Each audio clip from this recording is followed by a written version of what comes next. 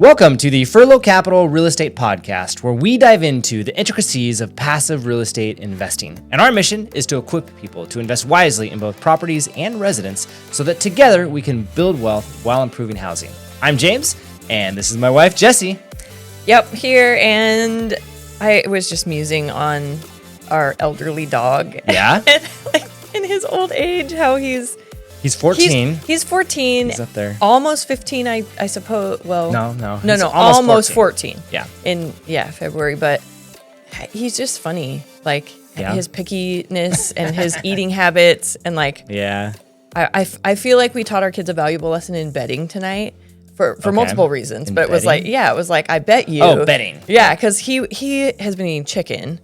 He decided he didn't want chicken anymore. I was like, okay, well, what if I put some barbecue sauce on it?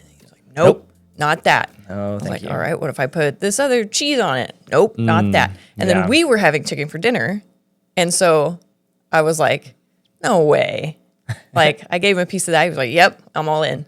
Yeah. Okay, what if I dip your old chicken in the new sauce? He was like, and I bet that's why I bet you. I was like, oh, I bet he's not going to eat this. No way. I bet you a foot massage. He's not going to go for it. He's going to smell the old chicken smell. And you're like, nah.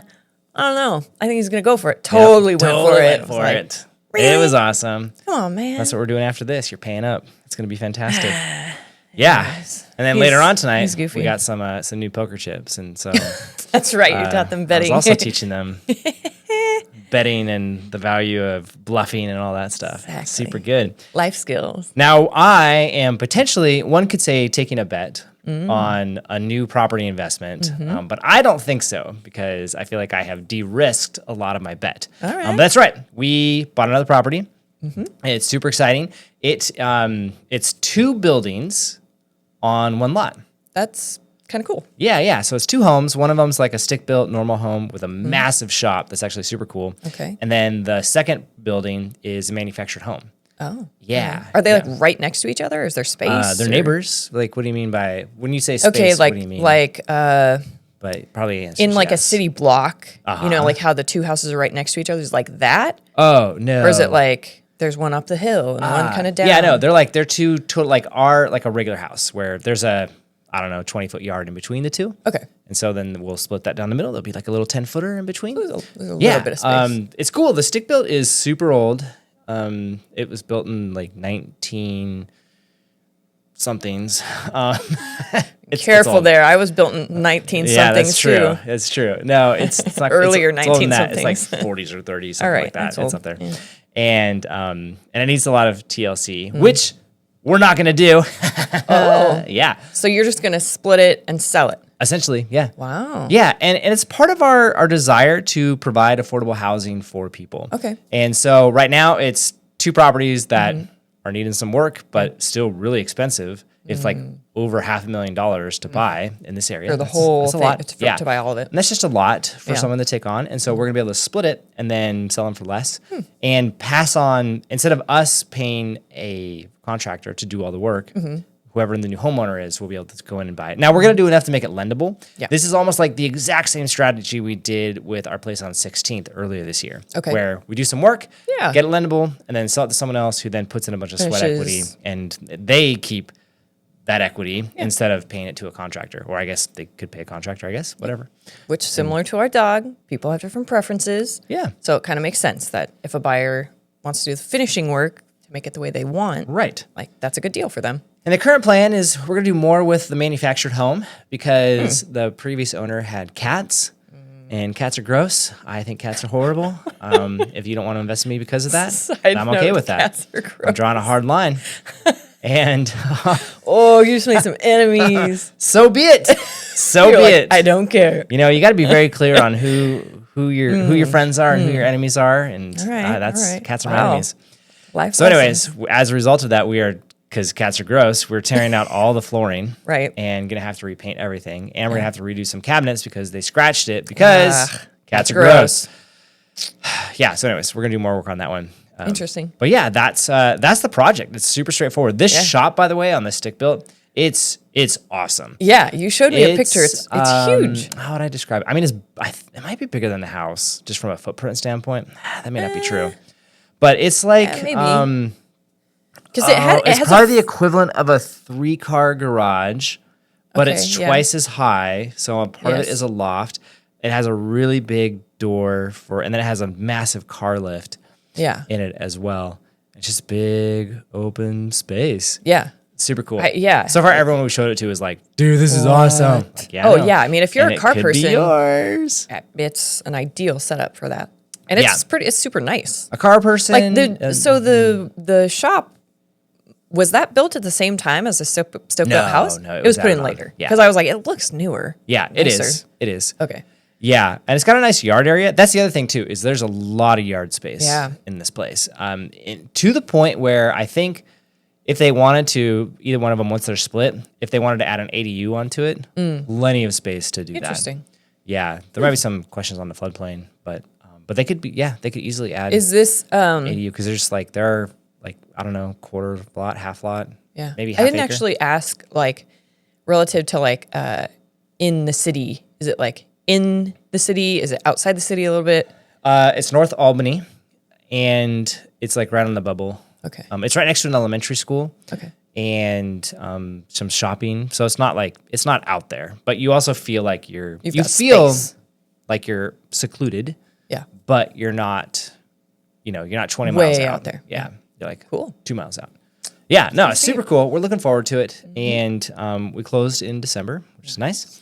We ended up paying $540,000 for it. Okay. So one of my strategies is if something's listed for a ridiculous amount of money, I just ignore that and offer something, whatever I think I can afford to pay. Yeah. What happens a lot is they say no. Yeah. Cool. But every once in a while, they come back and say, that initial offer you had, like, tell me more. Let's talk. And in which case I go, awesome, absolutely. And so that was what happened in this case. I don't remember the exact amount they wanted. It was like $660,000, I think. Yeah. Yeah, we came in like closer to like 500. They're like, no. I'm like, okay, fine. But all right. Yeah, we came back. They asked for, can you do any better? And 540 was our answer. And so, so we got it. We're going to put in about $55,000 into fixing both sides. Okay. So for context, we're doing another flip and we're spending about $100,000 just on that the one single family home. Oh, wow. So this is like a quarter of the amount of work. So we're really like, we're not doing much. And I think it's good. Again, I think we can pass on those savings and I think it'll be good. Yeah. The shop itself is just super compelling. Right. I think it's going to attract a DIYer type of person. I could see that. Like, I want to shop. And so they're going to want to do the work in the house themselves and have those savings and they'll have all the tools and the equipment to do it. Yeah, that's true. So I think it'll be, that's who we're going for that. Let's see, what else? We're doing this combination of using a hard money lender to actually buy the place and then we raise funds from individuals to do the fixes and the holding costs and things like that. So, so we ultimately raised $660,000 total to do all that stuff. Do the purchase, do all the fixes. Yeah. And then cover costs of whatever. Yeah. So, listing. Yeah, it's pretty cool. Kind of thing. We, I'm trying to think what else. No, we think our timeline should be pretty quick. We think we'll get it all done. Yeah, that was my next question was, what do you think the timeline's going to look like? Because with a hard money lender, do they have restrictions on like how long you can borrow the money or like, is it just higher interest? Or we're getting a 12-month loan. Okay. And you just pay along as you just pay interest only. Yeah. For that entire time, then eventually have to pay back. So we got to be done within a year. Yeah. Our hope is to be done within 6 months. The big unknown is splitting the lot. That's like unknown, like you're not sure if you can do it. Oh no, we know we can. Okay. It's just a question of how long it's going to will take to do. Walk me through that process. Like you talk to the city. This is one of those like just kind of doing it things, and once it's done, I'll know the answer to this. All right. But I'm guessing from what you have I to talk to the city understand, and apply. we talk to the city. You do a pre-app, and that's like essentially you go, here's the plan, and we made like this very crude drawing. Yeah. It was like a big rectangle, had 2 little squares on it, and then a dotted line. And went, that's awesome. Right there. That's about what we're right do. Here. They're like, good enough. And then they go through and they go, okay, in order to do this, you need to do these 7 different things. And there's fees associated with every one of them. There's a permit fee. There's a request to do this fee. There's a because I said so fee. There's SDC. Like it's ridiculous. Interesting. And they all have different amounts, and you just kind of slowly add them all up, and you go, oh, that got to $10,000 pretty quick. But that's the idea. Well, you need to hire surveyors to actually go through and Because they record route. like what the actual parameters are for which Yeah. property, who owns what. Yeah. Okay. Yeah. One of the interesting things about it is you are technically creating new land as far as the assessor's office is concerned, because I know You're just splitting it up. I know you are, but you're creating like the old one. You are now like, oh, this old piece of land is now half, and now there's a new piece that replaces it. Oh, yeah. All super right. Interesting. That is one way to think Which about that. only matters because for both of them, it totally resets the tax base for it. Because it's, quote, new land. New so land. it starts over in terms of them calculating its value. Huh. Yeah. Yeah. All right. So there's that, which is kind of interesting. But yeah, I mean, outside, you got to make sure that they're on separate sewer systems, or at least there's a mechanism in place so that the one doesn't flood into the other. They are both on a well. And we're going to keep the single well, and then instead create an easement saying, hey, this property has permission to use this well, and any expenses will be split. Makes sense. And do things like that. Let's see. Electrical. Electric's already separate. Garbage is Makes sense. separate, I guess. There's no gas for either one, so that doesn't matter. And I think that's it. But yeah, so it's pretty straightforward.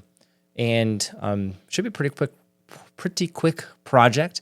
Again, none of these projects make me a millionaire, but that's okay, right? Just a little bit at a time. It's really about just helping create more affordable housing in the industry, in the community, and so that's what we're doing. But yeah, pretty fun. Awesome. I love buying stuff. Buying stuff is This will fun. be it is fun. This is our fourth one, and so fourth flip that we're doing so far, and the goal, which I think is possible, like would be to like every month we're like and another one. It's kind of the pathway that we're headed on here, up. which would be good. So does this count as one or two? Just one. I mean, it's one deal, but It is one deal. eventually you'll have two sales. Oh man. 1.5. One of the things that we do, it's one deal. Yeah. But whenever we close a deal, we go get pizza to celebrate. Yeah. So I think in this case, we're going to end up with 3 pizzas. Hey. Right? Because in theory, you got 2 closings. So that's a win. That's awesome. Yeah. Not a win for the scale, but it's all good. Fine. Just got to learn to moderate. I'm still working on that. 41 and haven't learned how to moderate yet, but haven't had to. It's all right. You're good at betting, so. Yeah, that's right. I bet that I will eat more pizza than I should this year, and it'll be totally awesome. It's just a good bet. That means you're doing deals. Exactly. I'm trying to think if there's anything else that is relevant or interesting to this, but I don't think so. But yeah, that's what we're doing. Pretty fun, pretty exciting. It's the kind of thing where, like I said, we have private money. We have private individuals who are helping to fund this deal. And like I said, we are planning to do more. Yeah. And so if this is something that you're interested in, man, I would love to hear from you. Love to talk to you. You can check us out at furlo.com and you can see more about our investing thesis, what we're all about. I don't have any cool dad jokes on there. I saw this other site, like he was a property manager and he had a bunch of jokes. He was like, I'm a dad, so I have dad jokes on my website. And I was like, own that. that is distinctive. I like that. Well, I don't know if I have any. Oh, I do have a building joke. Okay, let me hear it. Okay, I always mess this up, so I gotta say it the right way in my head. What animal can jump higher than a building? I don't know. None. Buildings can't jump. Or all? Or all. Just buildings. I mess that up every time. Man. Every time. Yeah, should be all of the them. actual If joke has something to do with a kangaroo. Okay. And I always mess that up, and so I just changed it to animals, but then, man, that was bad. that was pretty bad. That was pretty bad. Sorry. Sorry, everybody. But I promise you, our investing is not nearly that bad. We'll work on our joke telling my gosh. skills. Usually I'm so good. I know. That was That was a bad one. That was pretty bad. That's right. the only one I know about buildings. We'll have to do some research on that one and figure it out. Yeah. But yes, anyways, if we're doing it and this sounds super interesting to you and you'd love to get involved in deals like this, we have lots of spots where we can, we're going to have lots of opportunities throughout this coming year. It's going to be awesome. So we'd love to hear from you. So you can head out to furlo.com, sign up, and from there ask a bunch of questions just to learn more about you so we can talk. Awesome. And yeah, so I'm excited. Another deal. It's a great way to start off the year. I'm super excited for it. And so with that, thank you for listening and have a great day.